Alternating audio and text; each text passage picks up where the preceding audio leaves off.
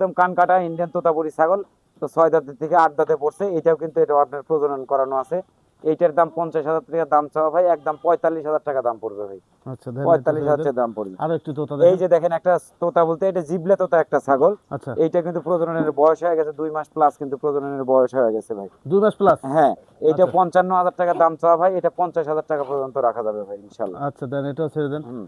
আচ্ছা, আরো একটু দেখেন তোতা ভাই, দেখাই এই দেখেন। দেখেন এটা একটা বেলচা তোতা, কিন্তু একটা মেয়ে ছাগল কিন্তু ভাই, বেলচা তোতা রানিং মেয়ে ছাগল। ছাগল। ছাগলটা দেখেন লম্বা ছাড়া হাইটটা কত সুন্দর, আচ্ছা, অনেক সুন্দর একটা ছাগল।